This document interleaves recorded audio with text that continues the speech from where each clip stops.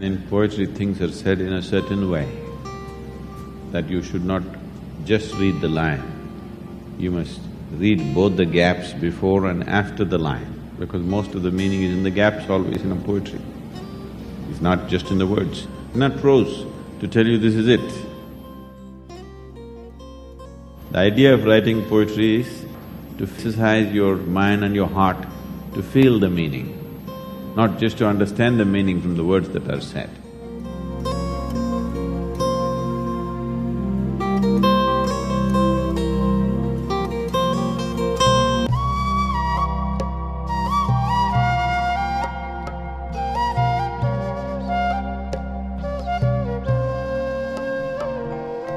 Namaskaram to everyone, wherever you are. The unstructured nature of my mind naturally found succor in the ways of poetry because the nature of what was happening in my mind as a child, as a youth, could never find a logical, proper prose kind of expression because my mind was so unstructured and completely untrained or refused to be trained, whichever way you want to see it. Because of this, poetry became so much a part of my life. Probably most of the poems that I ever wrote have never been seen by anyone or read by anyone because I wrote it in a whole bunch of small sheets of paper all over the place. And I think once in a small fire accident that happened where my car got burnt, I think over 400 poems got burnt with that. So probably only… not probably, only what I have written in the last maybe… since we moved to the yoga center, in the last 20 years, probably that's all the poems that we have. Maybe a few of them, the past ones I could recollect if I could, but generally it's all that's written. Here we are at 11 degrees north in southern India. This is an ideal weather for coffee, and there are areas of South India which are mountains of coffee. I mean, they grow coffee here. During my youth, I spent a lot of time in Coorg, and these mountains are covered with coffee. This is coffee country. In another couple of months, sometime in February, January and February, the coffee goes into blossom. When the coffee plants go into full blossom, the whole mountain will turn partially white because of white flowers, jasmine-like flowers.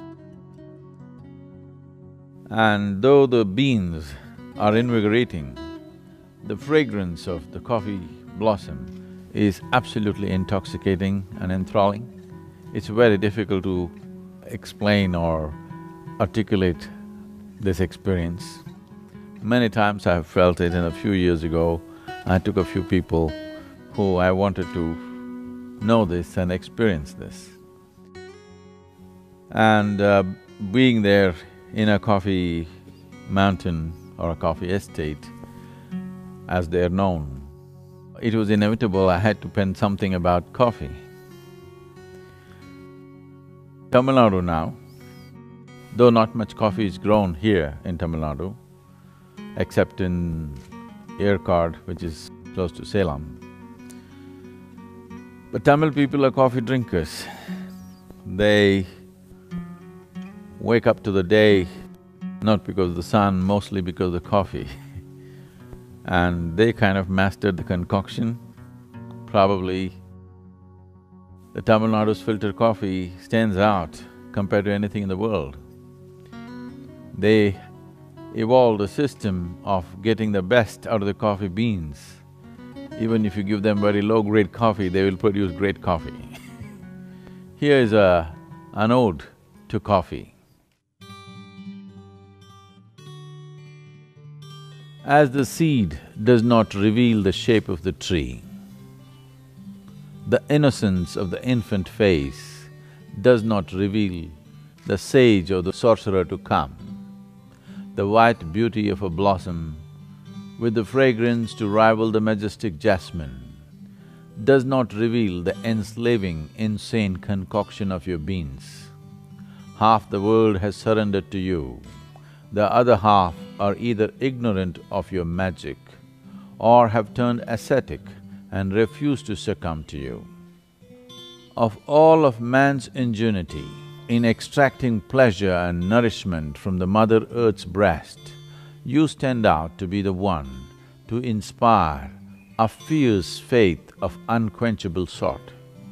You have overshadowed the Lord of Light. You have overshadowed the Lord of Light. As for the faithful, daybreak means you, not the sun.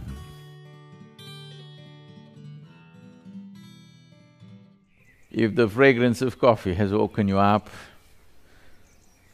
then here we are to read a few of the poems that I've penned in the last few years. And the idea and the reason behind this is, in our effort to make the presentation of spiritual process into an absolutely scientific and a logical process, that spiritual process should not defy logic, but should be rooted in logic, which is a difficult feat because the very nature of the experience does not fit into the framework of logic.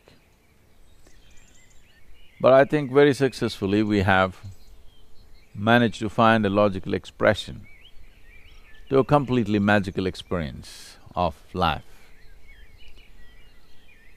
Poetry is an in-between land between logic and magic. A terrain which allows you to explore, make meaning of the magical, but still being able to have some kind of footing in the logic. Here's another one. This is called a firefly. I remember I was around 9 years of age when with my family, I traveled to a place called Subramanya in Karnataka, a fabulous place which I have visited many more times later, with finding much more meaning in this place. This is a place where Lord Subramanya or Kartikeya or Armuga as he is known here in Tamil Nadu, or Muruga,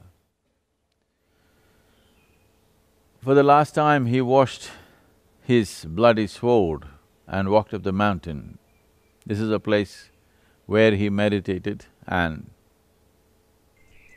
bathed in the river and walked up the mountain to shed his body.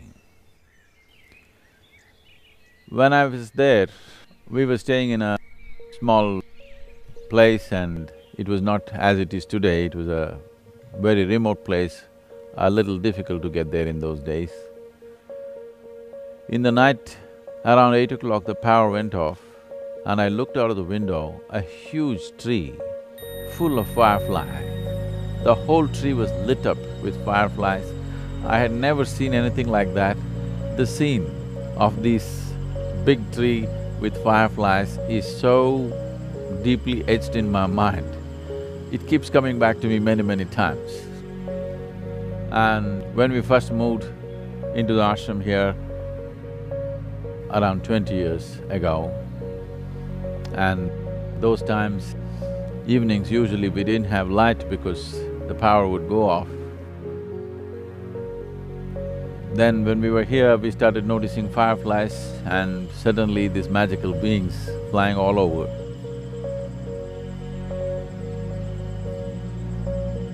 So, writing something about fireflies became very natural. Earlier, probably my poetry found a big spurt when I decided to move into a remote place. My farm was very remote from the city, and I lived there alone for days and sometimes weeks on end without any contact with outside human beings. At this time, I started writing poetry about pebbles, grasshoppers, blades of grass, just about anything, and I found each one of them was substantial subject to write about. Unfortunately, none of those things are with us today. So here's a little poem on fireflies. In the moonless night, the firefly emboldens itself to flight. In the moonless night, the firefly emboldens itself to flight. The brooding darkness mocks the spirited flight of the fly delight. The brooding darkness mocks the spirited flight of fly delight. The limitless darkness could swallow this minuscule attempt of light. The limitless darkness could swallow this minuscule attempt of light. The skeptic's cantankerous laughter swept the inner spaces within me to ask. The skeptic's cantankerous laughter swept the inner spaces within me to ask, can a firefly light the world? Can a firefly light the world? Yes, firefly am I. If life's summers have warmed you, if your inner spaces have charmed you, I could set you afire and the world too. If life's summers have warmed you, if your inner spaces have charmed you, I could set you afire and the world too.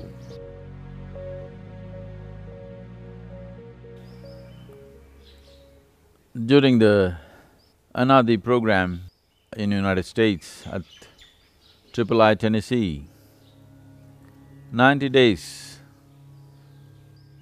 a gusty lot of people gathered. A whole lot of people did a wonderful effort to raise their sadhana to a different pitch, and we explored dimensions which are not just unusual, much more than that. And we happened to be at a time when there was a Guru Purnima. The most dominant factor of my life has been my Guru and nothing else.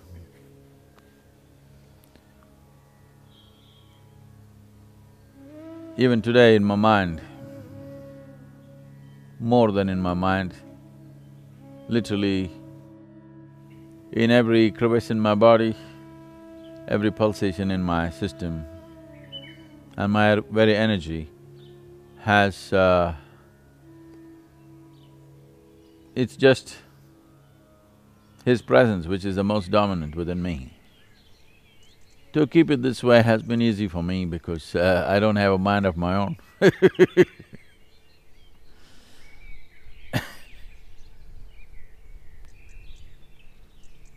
Because… probably because of this,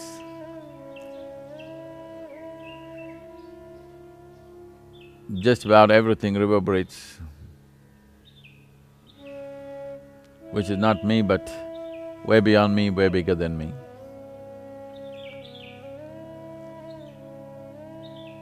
I did not see my Guru as a man who touched me.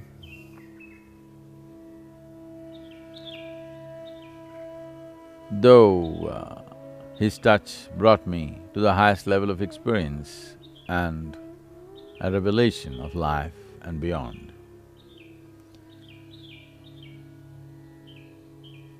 The old structure within me somewhere would not accept it, in the sense Unless it came from Adi Yogi, unless it came from Shiva himself, it's not real. So the compassion of my master made himself, turn himself into that form.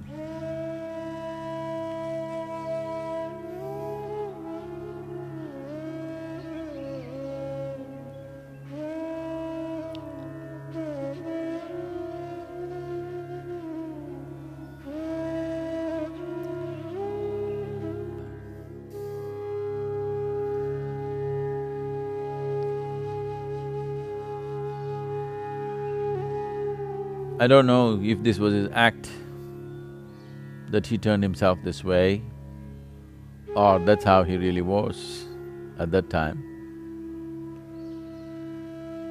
But today and ever since,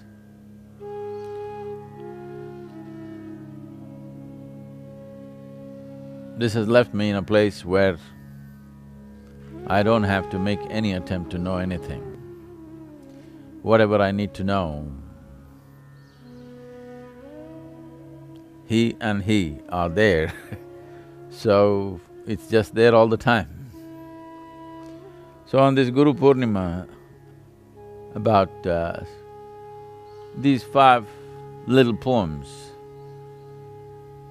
tumbled out of me within a matter of 5 to 10 minutes. I'm not a great crafter of words. It is just that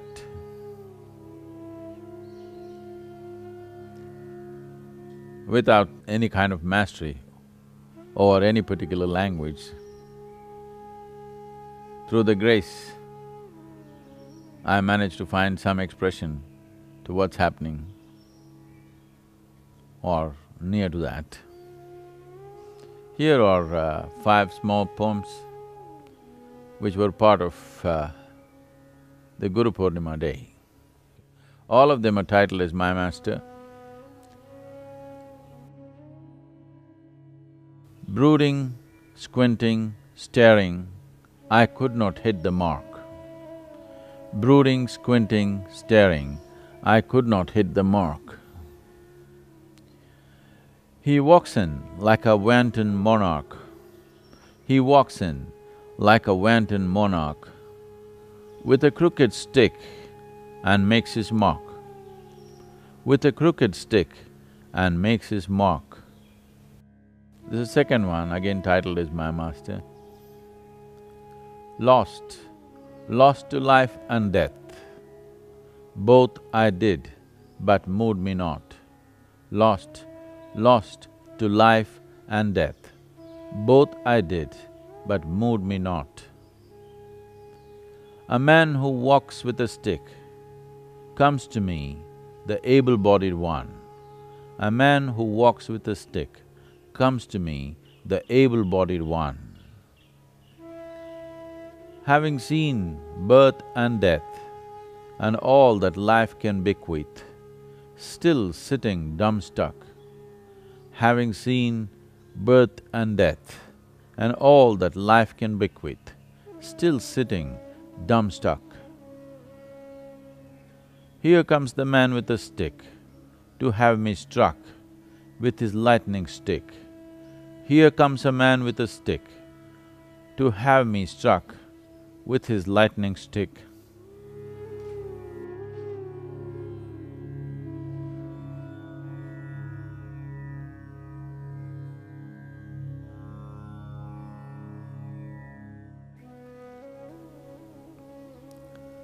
Here's the third one. I let the whole world go by, of spiritual and material, of land and sky. I let the whole world go by, of spiritual and material, of land and sky. I searched in the mother's womb and in the lover's bosom. I searched in the mother's womb and in the lover's bosom. But such a one I did not find, till I crawled to him like a worm. But such a one I did not find.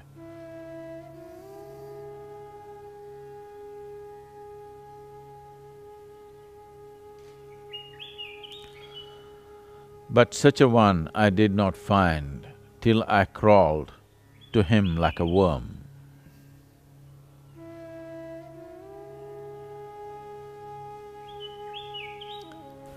There's the next one for…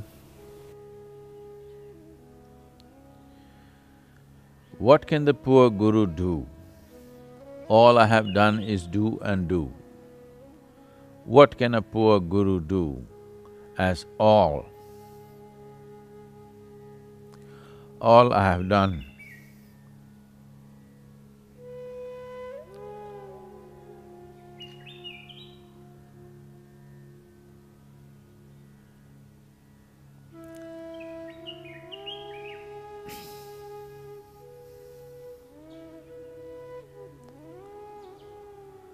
What can a poor guru do? All I have done is do and do. After seeing all that is there to see, after seeing all that is there to see, he comes to teach me how to be. After seeing all that is there to see, he comes to teach me how to be.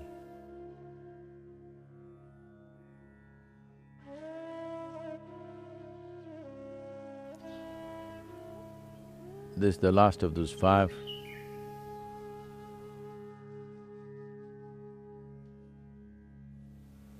The breath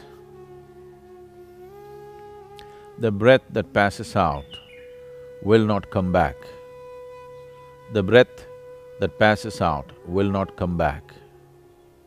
The Guru who touched and left me not and need not come back.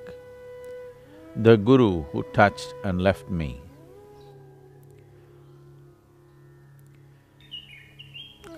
not and need not come back.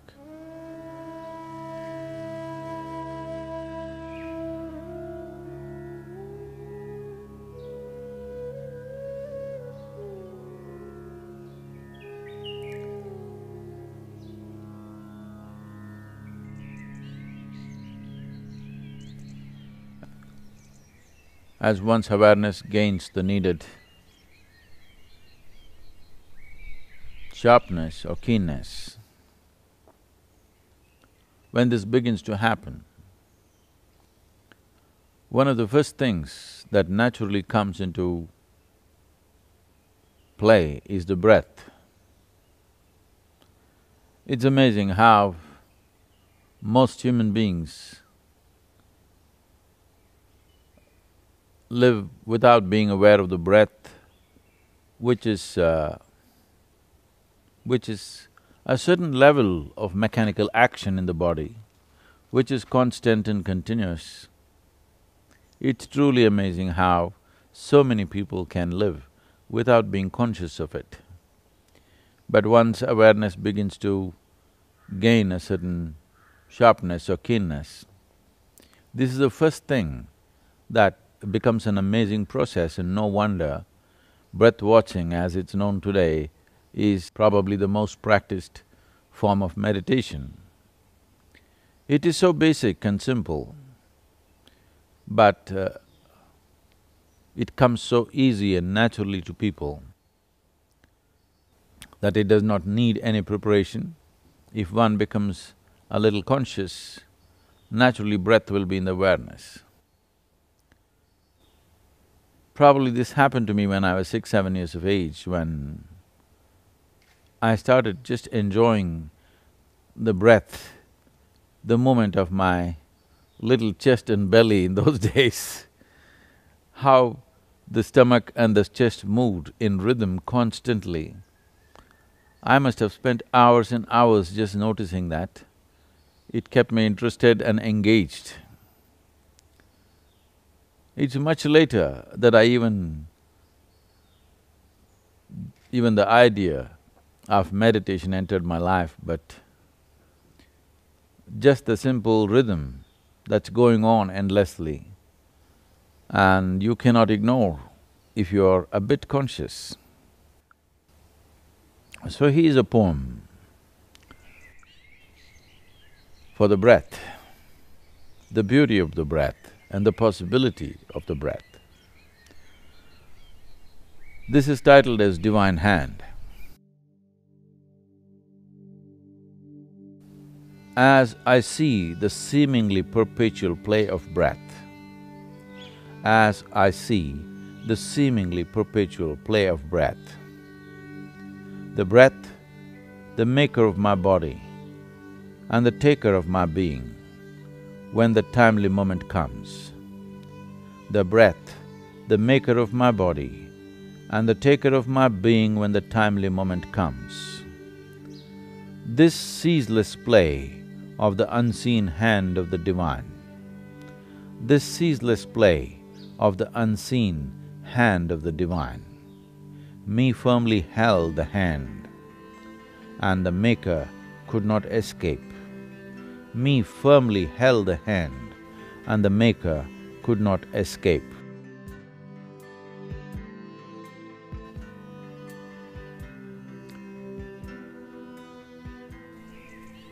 There is… I'm sure most of you have heard this chant which… the Bhaja Govindam chant, where we're talking about how nischala tattvam jivan muktihi. What this means is, if there is an unwavering attention towards something, it doesn't matter what the thing is. If there is an unwavering attention towards something, then the liberation, the possibility of freedom cannot be denied to that one. Or in other words, the essential problem of human situation is a certain lack of attention. If the necessary attention is there, if the keenness of the attention and the intensity of the attention is substantial, you can open just about any door in this universe. How keen is your attention, or how intense, how much energy behind your attention? This is all that determines this. In this context, breath is a beautiful device because it is constantly on as long as we're alive, as long as we're embodied. Breath is on, and it's inevitable that you have to notice it. Probably most people notice it only when their body goes into a spasm of excessive breath. Normal breath, most people are missing it. This is not because they are not breathing, this is because they have a serious attention issue. These days, people are even carrying their attention deficiencies like some kind of a qualification. Just bringing this attention back into your lives and particularly into the life of our children is most important, because ultimately, whether it's spiritual or material, the world yields to you only to the extent you're willing to pay attention to it. So that was about the breath. One poem from America, titled as America. This was in the year 2000. This particular day is so vivid to me, like it's happening right now. About three of us, we were kind of camped out in a small place on the Center Hill Lake in Tennessee. Center Hill Lake is a reservoir. The lake has a shoreline of over 700 miles. If you take a boat out, you can just get lost for days and not find your way back. So there was a beautiful place which one of our meditators owned at that time, and very graciously they offered it to us. And we were working on something, so we went and stayed there for a few days. around this fabulous home, there were some real tall trees, wild, untouched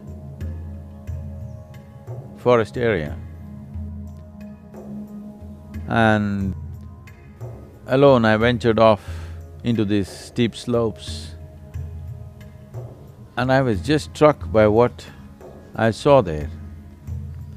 And this poem is a consequence of that. It's titled as a miracle.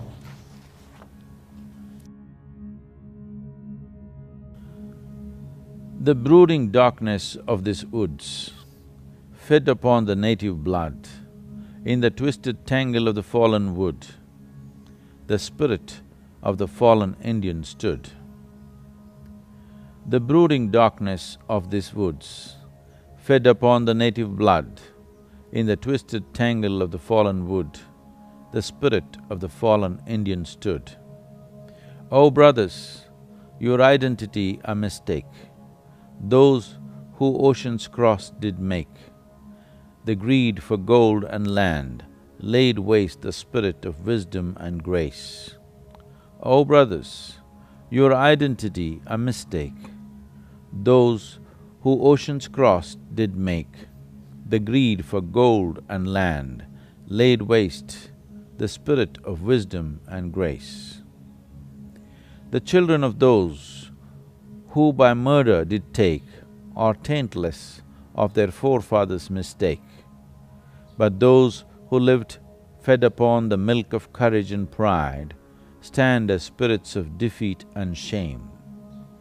The children of those who by murder did take are taintless of their forefathers' mistake, but those who lived fed upon the milk of courage and pride stand as spirits of defeat and shame.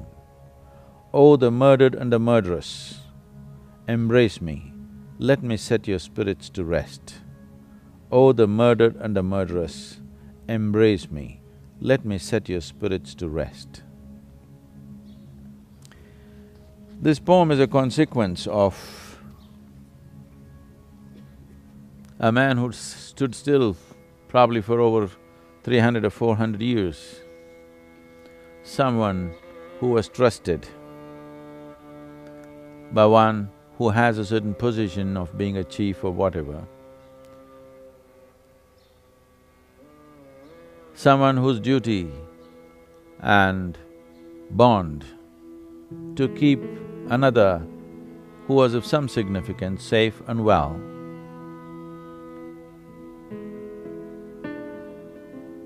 And when that which was entrusted to you, you could not fulfill and failed in keeping what was most precious to you alive, he just stood there in shame and remorse, which cannot be expressed in words. He just stood there forever. The man died, the body fell and became a part of the earth around him. But a frozen spirit just stood there for centuries. When I walked down these mountains, when I walked down this steep slope, and here he was still standing. And probably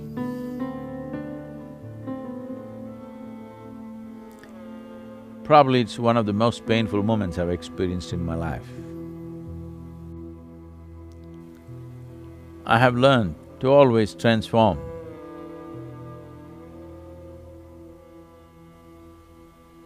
pain into a possibility. Since then, I did many things in the region. And of course, one of the things is to set up the III or the Isha Institute of Inner Sciences on the Trail of Tears.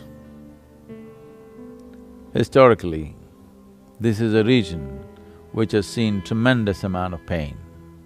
It is known as the Trail of Tears.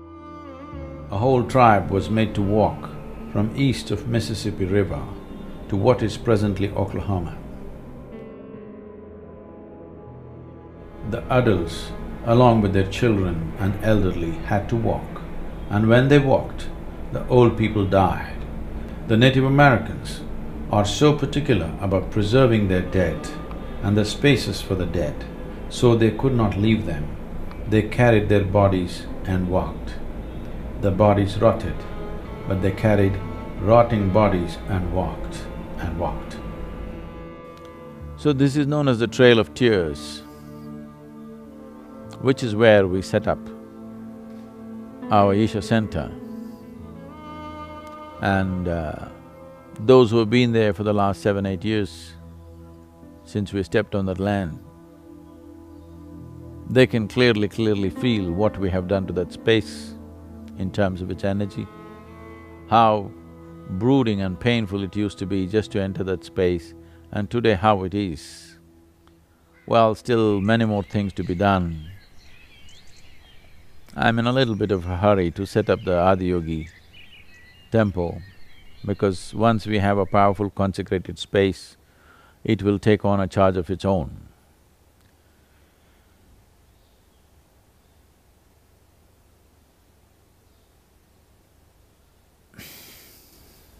So that's about America. Here's a poem which is titled as The Untouchable. Probably this is one of the few poems which is kind of a hybrid of a poem that I wrote when I was probably 18 or 19 years of age. None of the others have remained. They all, as I said earlier, they all got burnt in an accident. This is not exactly what I had written at that time, but I think, yes, I think at least 60% or 70% of this is the original poem, rest I've added. So, I think this was one of the first poems written here after we moved in here in 1994.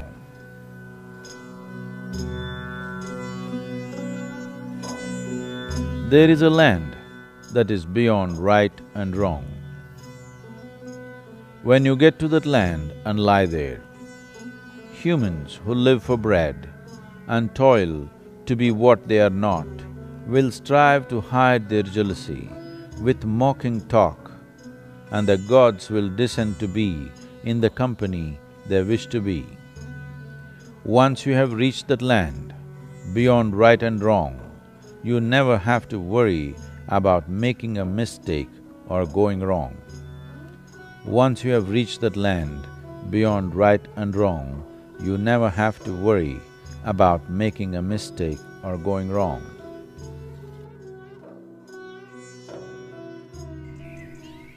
The ethos of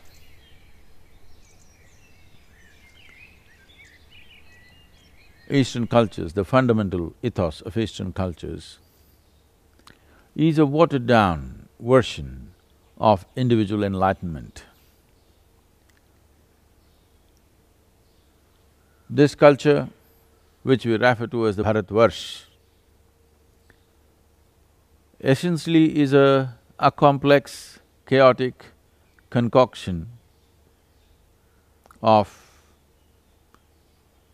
multiple influences of enlightened beings. When these beings came, they did not teach morality, they did not teach values or ethics, but they taught them a way, a possibility. Because one's way was never the same as the others. Someone asked me, Sadhguru J. Krishnamurti was a master of his intellect.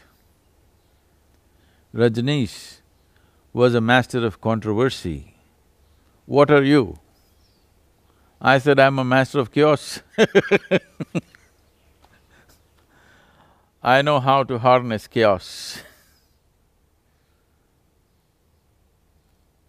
I can make a chaotic situation culminate into something fantastic. So, every master had his own way. And all of this melted pretty well into the culture. You will see, except today's English-educated India, if you go to the rural masses,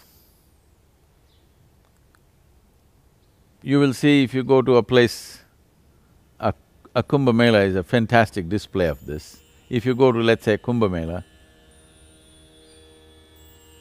a classic event on the planet, one like no other.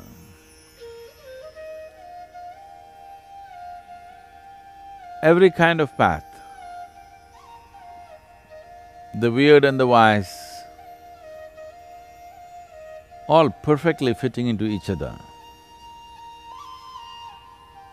Nothing contradicts anything. Everything is absolutely different from the other, but nothing contradicts anything, everything fits in perfectly well. This is not something that a thinking mind, a logically correct mind, particularly a Western mind, could understand. How do all these people fit together? This is because there is no right and wrong. The question is only about, has it worked for you or not? If it has worked to evolve you into a higher state of being, it doesn't matter whether it's right for me or not, whether it agrees with me or not. If it doesn't agree with me, there's always another way for me. So this is a fantastic outcome of generations and generations of enlightened beings. Each one of them, unhindered by what the previous one had said, explored his own way, expounded his own path, never in conflict with the one before him or the ones before him. So this is the nature of exploration, that it's not about right and wrong, it's about just making it happen. Is the white flower the most beautiful one or the red flower the most beautiful one? Such questions don't arise out here. Such questions have come from cultures which are steeped in morality, as to something has to be good and something has to be bad. In this state of making something right and making something wrong, there is no way a spiritual process can happen, because essentially spiritual process means all-inclusiveness. If you cannot embrace everything the way it is, if you have to accept some and reject some, then there will be no spiritual process. You will only have morality, no spirituality. This reminds me of a fantastic story, a situation rather, which happened in Bahubali's life. Myself and Bahubali, for a few years, had a great affair. There is a place called Gomatagiri, which is a little over 25 kilometers from Mysore city. There is a 18-foot tall statue of Gomata standing naked on top of a rock. I think it's 1100-year-old statue, which was lost with overgrowth of forest. and only about probably somewhere in late 60s, it was rediscovered. The man who rediscovered it, a simple stone cutter, an illiterate person, went there to take a stone which was appropriate for making whatever forms that he was making it of, usually some deity, and he discovered this statue which is on top of a small hill or a bunch of rocks which are around 120 feet tall, and on top of it, an 18-foot statue of Bahubali. I met this old man. He was in his 70s, still cutting stone and doing physical work. And when I spoke to him, a completely unschooled, illiterate person, he was such an amazing guy. Just having found this Gomateshwara, his whole life was transformed. He became a great devotee. A simple stone cutter turned into a fantastic devotee, and I met him probably 83 or 84 when I was there, and I conducted a few programs and spent a certain amount of time in Gomatagiri. There are any number of things I can say about this place because so many things happened there. This was a time, after 1982, my own experiences had blossomed, and but I was trying to find articulation to what was happening within me. It was a very crucial time where Gomateshwara came into my life.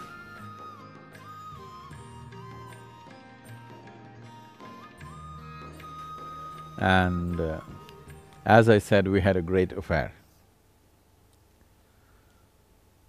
So there is a wonderful situation in Gomata's life. He and his brother fought many battles together initially, later on they fought against each other. After having a bloodbath, after having slaughtered thousands of people, one day Bahubali or Gomata realized, what is the point of all this bloodshed? And he went and stood in penance, naked, just there. You'll always see the statues of Gomata standing naked with vines going up his legs or his body to show that he stood there for a very long time.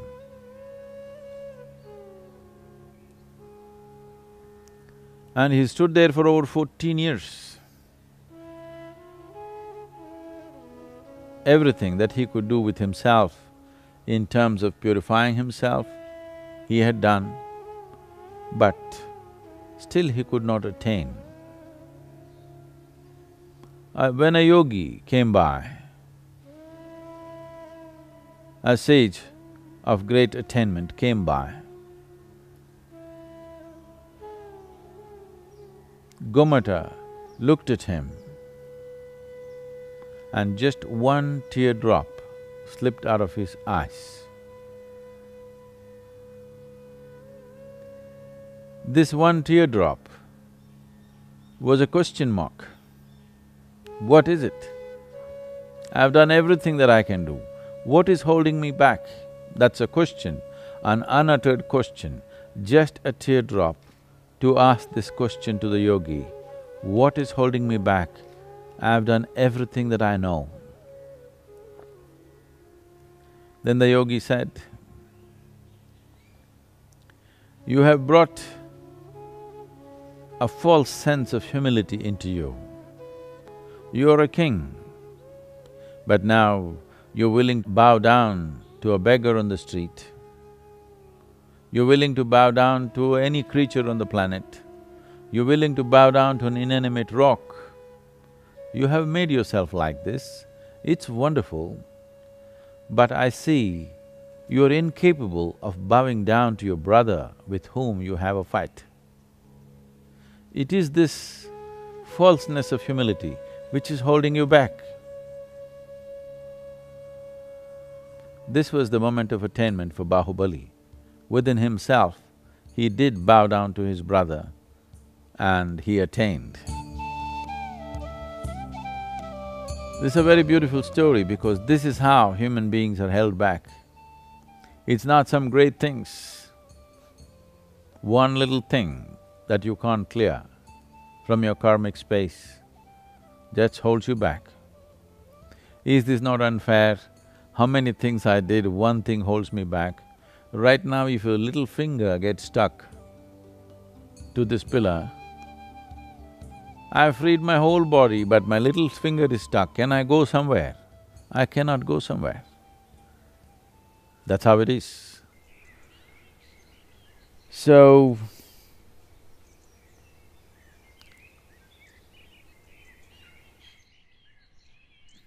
some of the poems that I penned in Gomatigiri are not with us anymore, they're gone.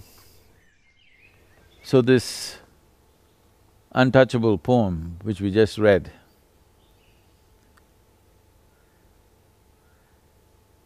I think I have three versions of this. The first one and the second one are not with us anymore.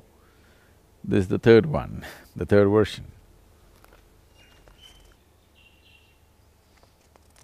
Right now the whole country is abuzz with women's issues. I think long overdue, but a land, a culture that celebrates the feminine as the divine, unfortunately has not fixed quite a bit of itself as to how they should be or how they should conduct the feminine in the human form. This poem is titled as The Woman. Okay, I must tell you the background. Probably this was the last ladies' BSP I handled. This was in the Spanda Hall and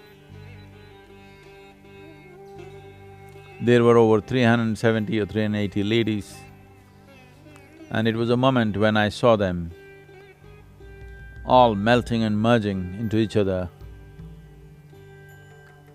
The fabulous energy that they created there. Bhavaspandana was in full swing. When the process was on, I just scribbled this poem on a small pad which was next to me. Woman.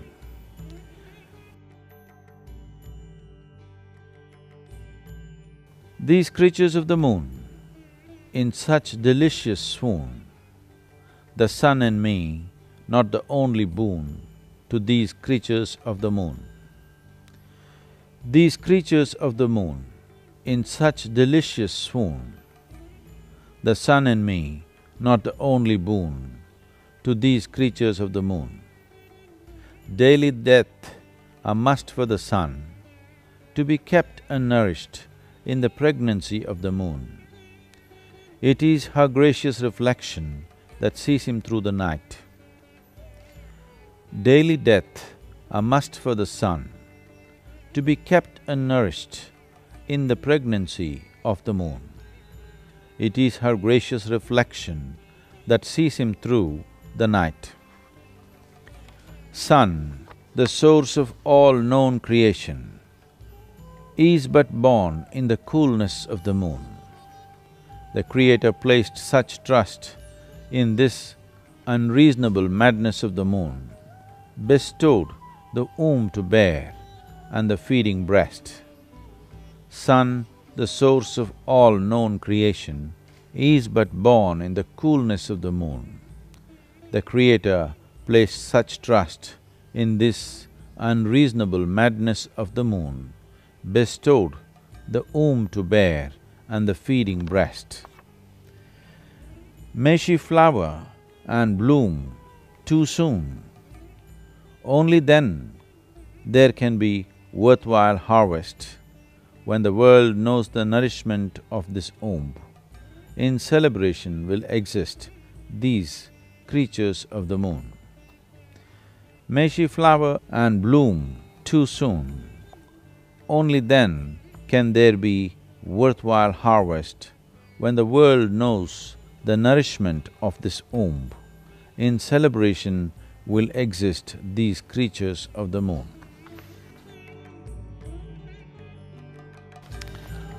I think we'll leave the poems there. If you have questions, this is the time to look at it. You talked about moments when we as humans have moments of clarity and moments of confusion. Since I started my sadhana and as I go through my spiritual path, I've had moments of very intense experience. Sometimes I feel that everything is very clear, but at the same time, I have moments of utter confusion where I'm not able to understand what's going on around me. In a way, the things I see, I'm not able to articulate it in a very logical way. What is happening to me and what do I do about it? You're having a very human experience on this planet.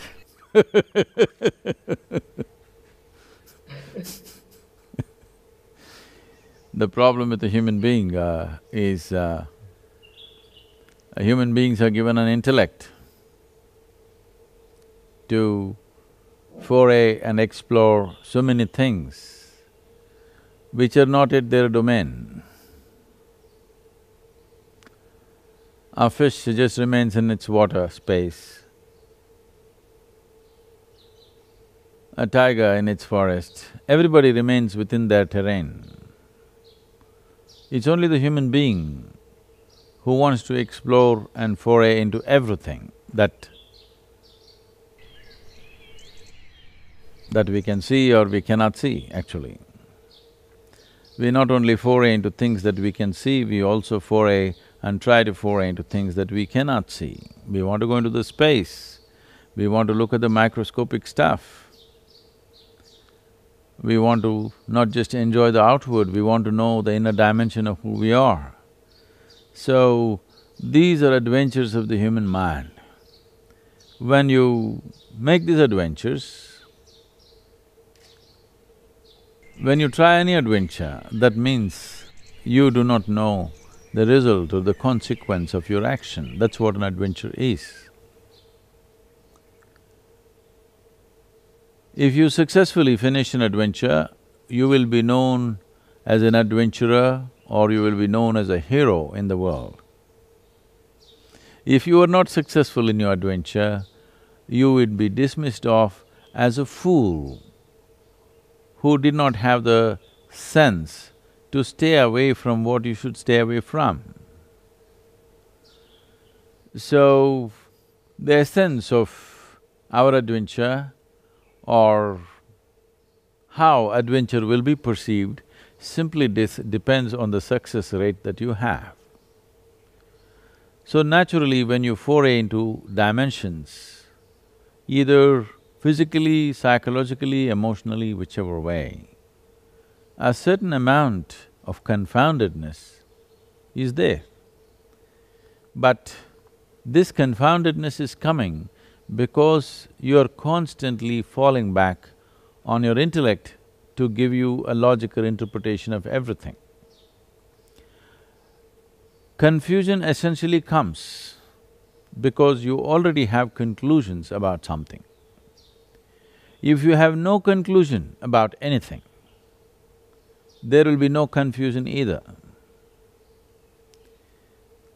The fundamental process of any spiritual path, particularly what I've been transmitting to all of you, or all spiritual paths, why? Is that you don't make conclusions. Because if you make conclusions in one space, when you move to another space, the same conclusion which gave you comfort and confidence will cause enormous amount of confusion. So the idea is to just perceive, to live, to experience, not to conclude. because conclusions or accumulations, they are of no relevance to experience that which is alive and now. So, one needs to understand confusion is a product of conclusions. This is something that you have to train yourself with, that you do not make any conclusions about anything. How do I live without making conclusions? There is a difference between making a momentary judgment as to how to act in a particular moment and making a conclusion about it. This moment, when you are in a certain mode of activity, you may deal with somebody or something in a particular way according to your judgment of that moment. That moment's judgment need not carry with you as a conclusion or as an accumulated knowledge that you carry to the next moment or to the next day or wherever. Or in other words, you do not carry your past into the future. The moment you do this, confusion is a natural product of these type of conclusions that you're continuously drawing. So particularly on the spiritual path, if you're beginning to experience things, there should be no conclusions. No conclusions at all. If there are no conclusions, there will be no confusion,